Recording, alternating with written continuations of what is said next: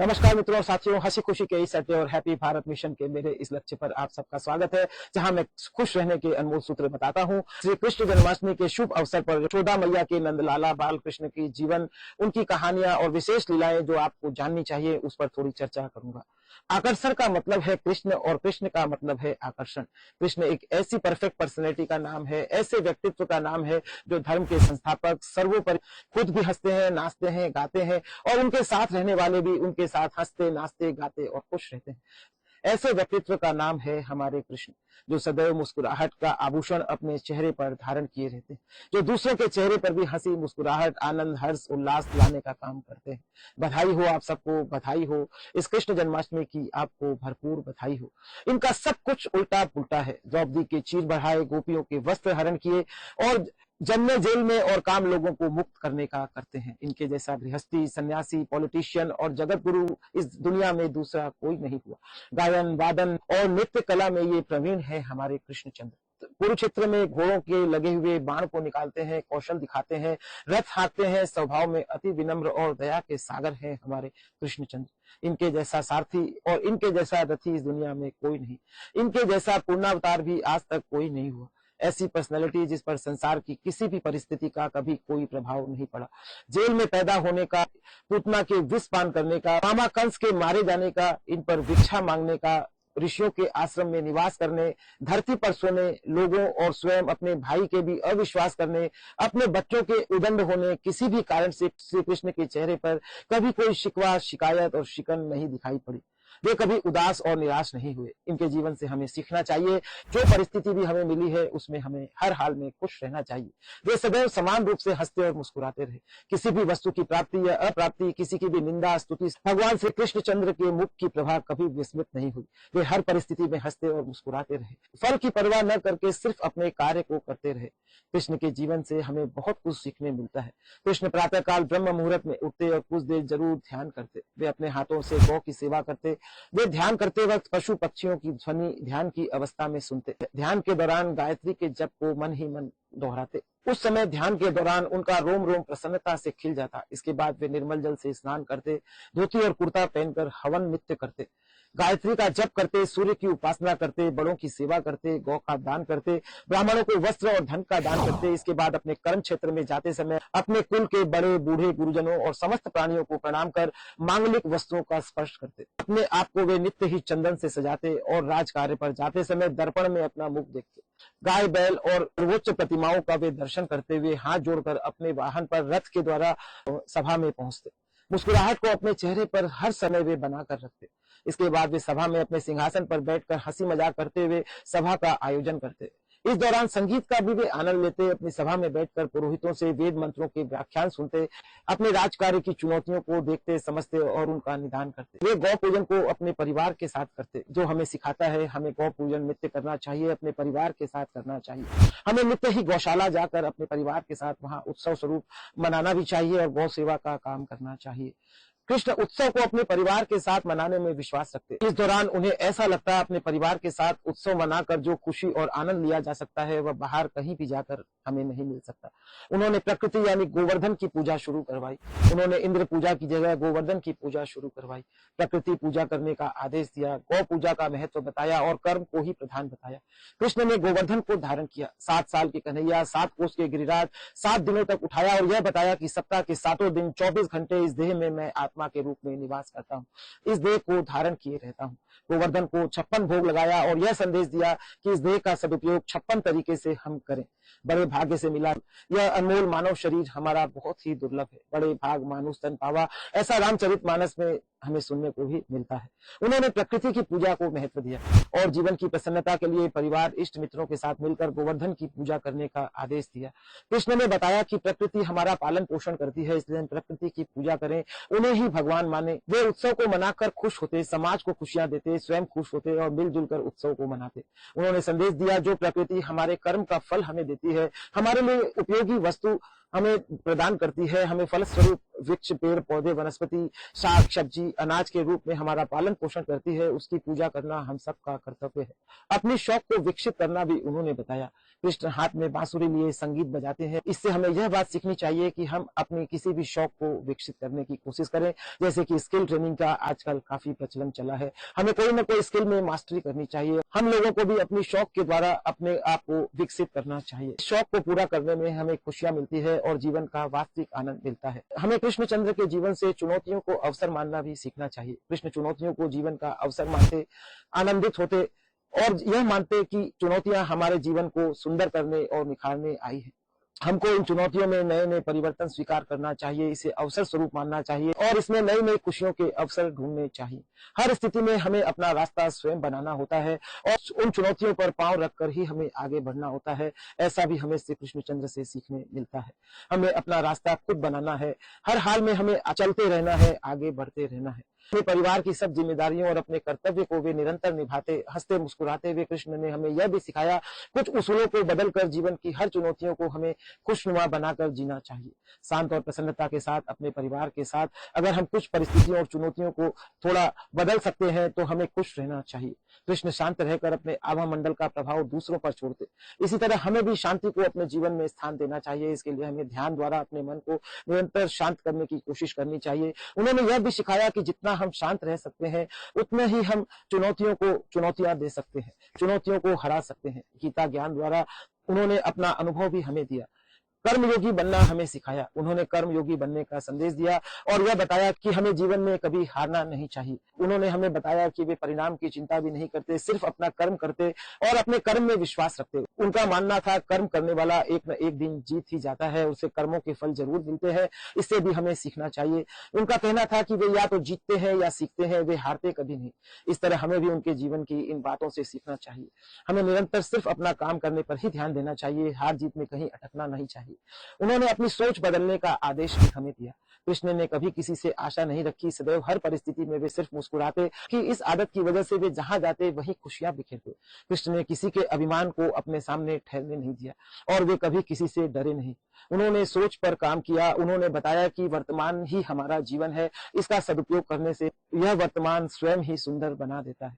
यदि आप अपने आप को मदद करने में खुद की सहायता नहीं करते तो दुनिया की कोई भी ताकत आपकी सहायता नहीं कर सकती। हमें अपनी हर चुनौतियों के लिए संघर्ष को स्वयं ही करना पड़ता है। वे सब परिस्थिति का डट कर मुकाबला करते, खुद भी खुश रहते और सबको खुशियां देते। कृष्ण से जुड़े व्यक्ति उनके सन्मुख जैसे ही रो पड़ते, उनकी कृपा उस व्यक्ति के समक्ष तुरंत प्रकट हो जाती है। यह भी हमें कृष्णचंद्र जी के जीवन से सीखने मिलता है कि कृष्णचंद्र भगवान को रोना बर्दाश्त नहीं। अगर उनके समक्ष कोई व्यक्ति रो पड़ता है तो वे प्रकट होकर उसके ऊपर अपनी कृपा बरसाते हैं। जन्माष्टमी का मतलब भगवान श्री कृष्ण को हृदय में स्थान देना है, उनकी बातों को मानना, उनके उसूलों को आदर करना है, क्योंकि तभी वे हमारे हृदय में मानवता को जन्म देते हैं, हमें वास्तविक इंसान बनने में हमारी मदद करते हैं। मुझे तो लगता है शायद यह आत्मा का जन्म दिवस है। कृष्ण के स्वभाव और लीला को जानना ही जन्माष्टमी को मनाना है। जीवन के 7 दिन इस तत्व को जानकर इनका प्राकट हृदय के धरातल पर हम कर सकते हैं। भगवान हो तो कृष्ण जैसा। उन्होंने बताया योग क्षेमम वहां में हम। इसका मतलब है जो मनुष्य एकमात्र उन्हें ही लक्ष्य मानकर अनन्य भाव से उनका ही स्मरण करता है, कर्तव्य कर्मों के द्वारा भी उनकी ही पूजा करता है, जो सदैव निरंतर उनको ही भजता है, उनकी ही भक्ति में लीन रहता है, उस मानव की सभी आवश्यकताएं, सभी जिम्मेदारी, उसकी सुरक्षा की जिम्मेदारी वे स्वयं उठाते हैं। इसका मतलब यह भी है कि जो उसके पास प्राप्त है उसकी रक्षा करते हैं और जो उसे प्राप्त नहीं है और उसे जरूरत पड़ने वाली है उसकी वो व्यवस्था स्वयं करते हैं। तो हमारे हिंदू धर्म में बहुत से देवी देवता, यहाँ तक कि 33 करोड़ देवी देवताओं को हम जानते हैं, मानते हैं और पूजते हैं, किंतु कृष्ण स्वयं ही एक ऐसे भगवान हुए जिन्होंने खुद को भगवान बताया और वे ही एक सिर्फ ऐसे हुए कि जिन्होंने कहा कि सिर्फ मुझे पूजो तो सबकी पूजा हो जाएगी और सिर्फ मुझे पूजने से और किसी को पूजने की जरूरत नहीं। सबको सम्मान देना है किंतु मानना श्री कृष्ण को ही है। उन्होंने पतिव्रता स्त्री से भी इसका तुलना करके हमें समझाया। पतिव्रता स्त्री सिंदूर अपने पति के नाम का लगाती है और इस पतिदेव के आदर के कारण ही उसके परिवार के सभी सदस्यों का आदर और मान सम्मान करती है। उसी तरह हमें गीता सिखाती है कृष्णचंद्र को ही हम अपना सर्वस्व माने, उनके साथ ही जुड़े, बाकी सभी शक्तियां उनके बाद ही आती है और उनके द्वारा ही प्रकट की गई गई हैं, इसलिए हमें श्री कृष्ण को ही अपना सर्वस्व मानना चाहिए। गीता के माध्यम से उन्होंने यह भी संदेश दिया कि तू एकमात्र मेरी शरण में आ जा, तेरी सब तरह से सारी जिम्मेदारी का स्वयं मैं जिम्मा लूंगा, स्वयं वहन करूंगा। इस तरह से रक्षा का भार भी वे स्वयं उठाएंगे, ऐसा उन्होंने गीता के माध्यम से वचन दिया। कृष्ण जीवन के दौरान यह भी देखा गया, वे जहां जहां पहुंचते वहां महालक्ष्मी, समृद्धि, सफलता और खुशियां उनके साथ पहुंची। जहां जहां वे पहुंचे वहां कोई बुराई टिक नहीं पाई। लक्ष्मी तो साक्षात उनके साथ चलती है, क्योंकि वे नारायण के अवतार हैं। जिन्होंने उनको एक बार पकड़ लिया, सदैव उसके हृदय में वे किसी न किसी रूप में अपना पक्का घर बनाकर रहते हैं। उस मनुष्य को इस संसार सागर से पार लगाकर ही वे छोड़ते हैं। कृष्ण ने विभिन्न लीला करके भी हमें शिक्षा दी। श्रीमद् भगवद गीता मनुष्य की हर परेशानी का हल है। उनकी बताई हुई गीता का आदर हम मानव का जीवन के प्रति कर्तव्य है। उनका आदेश है जिसे हमें महत्व देकर मानना चाहिए, जिसे हमें अपने जीवन में उतारकर वास्तव में सन्मार्ग ही मिलता है। हम सबका कर्तव्य है कि जन्माष्टमी को हम उनके आदेश का दिन माने और इस दिन हम संकल्प लें कि हम सब गीता के बताए हुए मार्ग पर ही चलेंगे। उन्होंने जीवन में भगवान शंकर को अपना इष्ट माना, शिवरात्रि को महत्व दिया। शिवरात्रि के दिन देवादिदेव भगवान शिव से प्रार्थना की, उनका उपवास किया और उन्होंने प्रार्थना की कि भगवान शंकर की कृपा उन पर बनी रहे। इस गुप्त रहस्य को भी हमें समझना है और शिव पूजन को हमें अपने जीवन में निश्चित रूप से स्थान देना है। कृष्ण ने सदैव अपने शुभ कार्य में गाय को आगे रखा। गौ माता को हमें निश्चित रूप से अपने जीवन में आगे रखकर उसकी पूजा करनी चाहिए। उसकी सेवा के निमित्त कुछ न कुछ अपने जीवन से तन, मन और धन के माध्यम से हमें सेवा कार्य भी करना चाहिए। 7 वर्ष की उम्र से ही उन्होंने गाय की सेवा प्रारंभ की और वे अपना काम करना शुरू किया। वे गौचारण के लिए जाते। जब भी उन्होंने अपने जीवन में कोई बड़ा काम किया, गायों को हमेशा आगे रखा, महत्व दिया। उन्होंने अपने काम से प्यार किया और उसी में वे प्रसन्न रहते, उसी में वे लिपायमान रहते। यह भी हमें उनके जीवन से सीखना चाहिए। हम अपने काम से प्यार करके ही खुश रह सकते हैं, ऐसा उनके जीवन से हमें शिक्षा और प्रेरणा मिलती है। वे गौ सेवा करते, जो हमें यह सिखाता है पृथ्वी पर गौ ही एक ऐसी शक्ति है जो हमसे लेती कुछ नहीं, सिर्फ हमें देती ही देती है। गौ को उन्होंने जीवन में परिवार का सदस्य मानकर साथ रखने का संदेश दिया। गौ को ही वास्तविक धन बताया। जीवन में सुख, समृद्धि, धन के लिए गौ सेवा को कर्तव्य मानकर निरंतर करने का आदेश दिया। हर सुख दुख में गौ को साथ रखने और सेवा करने का हमें आदेश दिया। उन्होंने गौ द्रव्य को धरती का अमृत बताया। छाछ को प्राप्त करने के लिए जिस तरह वे गोपियों के साथ नाचते, वह हमें यही दिखाता है कि वे छाछ, दूध और दही पृथ्वी का सर्वोत्तम अमृत है, जिसका निरंतर सेवन करना हर मानव के लिए गुणकारी है। और वे इसके लिए गोपियों के साथ रास रचाते, उनके कहे कहे उनके साथ नृत्य करते। प्रातःकाल भगवान श्री कृष्ण भोजन के दौरान मधुर घी मिश्रित दही और भात को अदरक और नींबू के अचार के साथ सेवन करते, जिससे भी हमें यह सीखने को मिलता है कि हम इस तरह का सात्विक भोजन दिन के समय करें।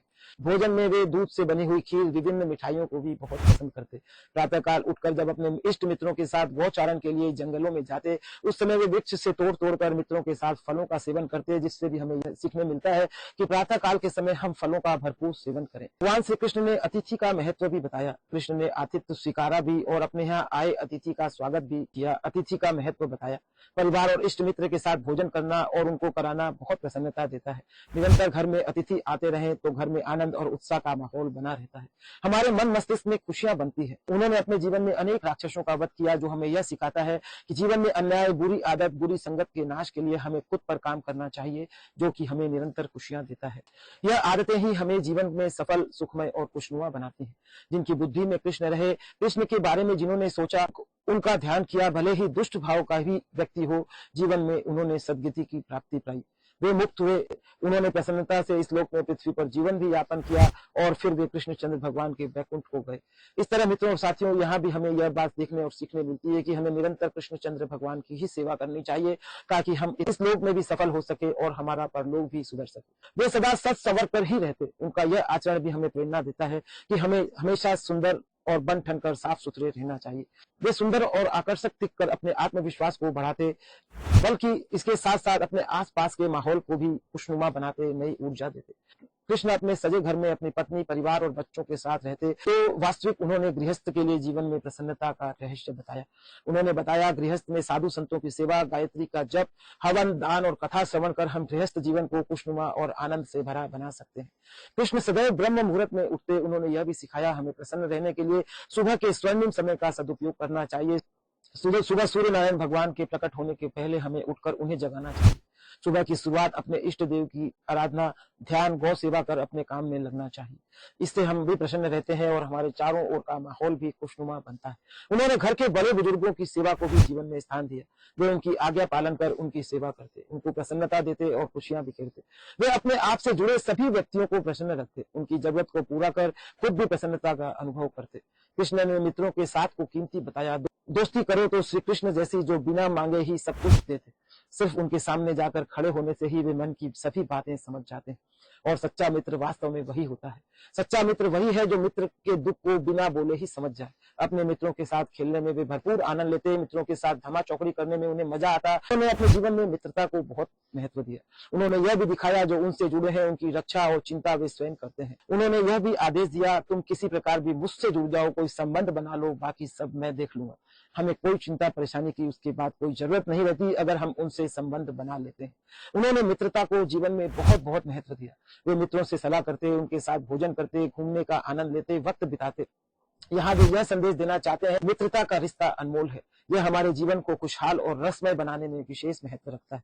समय समय पर वे यज्ञों का आयोजन करते, अपने परिवार, इष्ट मित्र के साथ जीवन में नई ऊर्जा और खुशियां भरते। उन्होंने सलाह के लिए अपने भाई की सलाह से ऊपर अपने मित्र की सलाह को रखा और माना। यह भी हमें सीखना चाहिए। ज्ञान को जीवन में विकास के लिए उन्होंने बहुत महत्व दिया। वे निरंतर गुरुओं के सभाओं में जाते, वहां ज्ञान लेते, उनसे सीखते। कृष्णचंद्र ने हमें बताया जैसे धूल से दर्पण ढका रहता है, उसी प्रकार ज्ञान हमारे अज्ञान के पर्दे से ढका रहता है। कृष्ण का जन्म नहीं होता तो यह ज्ञान का रहस्य भी जीवन में हमारे प्रकट नहीं होता। हमारे ज्ञान वास्तव में अंदर मौजूद रहता है। इसे प्रकट करने के लिए हमें ज्ञानी वक्ताओं के साथ बैठना पड़ता है, उनसे जुड़ना पड़ता है, उनसे अपने मन के प्रश्नों को पूछना पड़ता है, जो फिर से हमें ज्ञान के माध्यम से हमारे उत्तरों को प्रकट करवा देते हैं। वो ही ज्ञान हमें वास्तव में खुशियां देता है। उन्होंने मंत्र दिया, जीवन में निरंतर हमें क्षमा करते हुए आगे बढ़ना चाहिए। जीवन में भूलो और आगे बढ़ो और निरंतर अपने काम को करते रहो। कहीं भी किसी भी परिस्थिति में उन्होंने नहीं अटकने का ही और आगे की ओर देखने का ही मंत्र दिया। उन्होंने बताया कि गौ रक्षक उनके खास हैं, गौशाला उनका रेसिडेंशियल एड्रेस है और गौशाला की सेवा करने वाले सभी लोग कृष्ण के विशेष और खास हैं, आत्मीय हैं, अपने हैं। गीता के माध्यम से यदि हम कृष्ण को देखें तो कृष्ण का नाम हम सुलझन दे सकते हैं और अर्जुन का नाम यानी हमारा स्वयं का नाम हम उलझन दे सकते हैं। जीवन के सभी रहस्यों को कृष्ण ने अर्जुन के माध्यम से समझाकर इस गीता रूपी ग्रंथ के माध्यम से हमें खुशियां बटोरने के लिए जीवन जीने की कला के रूप में सिखाया है। हम महाभारत, श्रीमद् भागवत पुराण और व्यास जी द्वारा रचित पुराणों के माध्यम से हम कृष्णचंद्र महाराज के जीवन के रहस्यों को ज्ञानी गुरुओं के द्वारा निरंतर सीखते रहें तो हमारे जीवन में आनंद बना रहता है। कृष्ण को हम शून्य या जीरो भी कह सकते हैं, क्योंकि ये जीरो जिस भी संख्या के साथ जुड़ जाता है उसकी कीमत बढ़ा देता है। कृष्ण ने धर्म को रिश्तों से भी ऊपर माना और हर जगह धर्म को ही आगे रखा। धर्म को उन्होंने स्व आत्मा बताया और आत्मा को धर्म बताया। आत्मा का धर्म उन्होंने पवित्रता, शांति, प्रेम आदि बताया। उन्होंने गृहस्थ जीवन को ही सर्वोपरि बताया। भगवान श्री कृष्ण ने अपना जीवन गृहस्थ के रूप में भी जी कर दिखाया और यह भी बताया कि धर्म, अर्थ, काम और मोक्ष चारों की प्राप्ति के लिए गृहस्थ और हमारा घर ही एकमात्र ऐसा स्थान है जहाँ साधन कर हम सब कुछ प्राप्त कर सकते हैं। उन्होंने सदैव गृहस्थ धर्म को अपनाने पर बल दिया।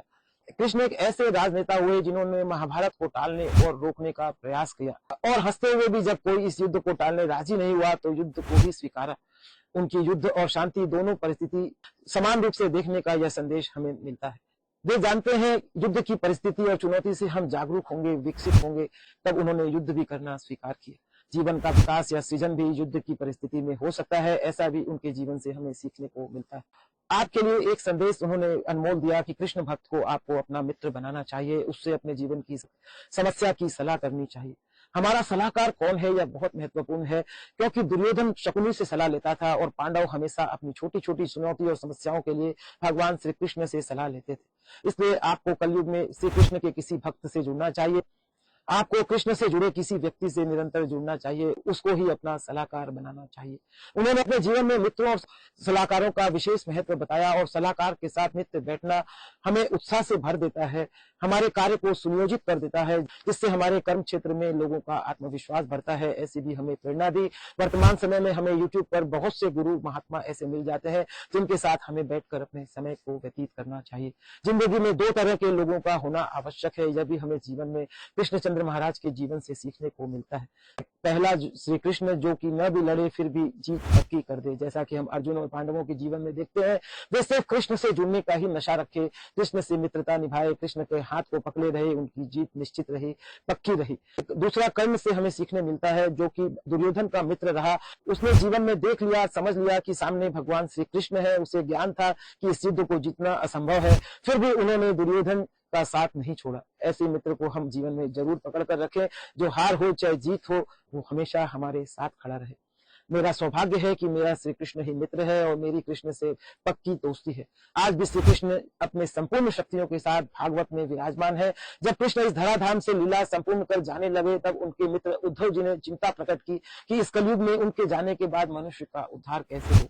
तब भगवान श्री कृष्ण ने अपनी संपूर्ण आह्लादनी शक्तियों के साथ भागवत में प्रवेश किया और यह घोषणा की कि जो इसकी शरण ग्रहण करेंगे, उसे सब जगह पर सब स्थिति में वे राह दिखाएंगे, उसका हाथ पकड़े रखेंगे, उसका साथ देंगे और वर्तमान में भी देते हैं, ऐसा दिखाई देता है। यत्र योगेश्वर कृष्णो यत्र पार्थो धनुर्धर तत्र श्री विजयो भूति ध्रुवा नीति फतिर्मम। जहाँ योगेश्वर भगवान श्री कृष्ण है, जहाँ धनुर्धारी अर्जुन है, वही लक्ष्मी है, वही विजय है, वही अटूट नीति है। जय श्री कृष्ण मित्रों, इस श्री कृष्ण जन्माष्टमी के उत्सव को आपको बहुत धूमधाम से मनाना चाहिए। आप मित्रों का बहुत बहुत धन्यवाद है। भगवान श्री कृष्ण मेरे मित्र के रूप में ही है, उनका भी मैं बहुत धन्यवाद करता हूँ, बहुत उनको बार बार धन्यवाद करता हूँ, क्योंकि उनकी प्रेरणा, उनकी शक्ति के बिना उनके बारे में कुछ भी बोल पाना, उनके बारे में कुछ भी लिख पाना असंभव है। मित्रों साथियों, इस तरह मैं खुश रहने के अनमोल सूत्र अपने हंसी खुशी के अड्डे पर बताता हूँ और www.खुशियां-ही-खुशियां.com पर जीवन में काम आने वाले, निरंतर काम आने वाले अनमोल सूत्रों को बताता हूं, जो आपको निरंतर देखना और सीखना चाहिए, वहां जाकर पढ़ना चाहिए। मित्रों और साथियों, जीवन अनमोल है। जीवन में आप स्कूलों में पहले पढ़ते हैं, फिर आप परीक्षा देते हैं, किंतु वास्तविक जीवन में उल्टा होता है। पहले परीक्षाएं आ जाती है, फिर आपको उसका समाधान खोजना पड़ता है। मित्रों और साथियों, मैं उन्हीं बातों को अपने YouTube चैनल के जरिए बताता हूं, जो जीवन में कहीं ना कहीं, किसी न किसी मोड़ पर आपको फेस करनी पड़ती है। अगर आप 10 से 15 मिनट मेरे इस चैनल पर अपना समय व्यतीत करते हैं, तो आप निश्चित रूप से एक विशेष प्राणी के रूप में उभरने वाले हैं। धन्यवाद मित्रों और साथियों।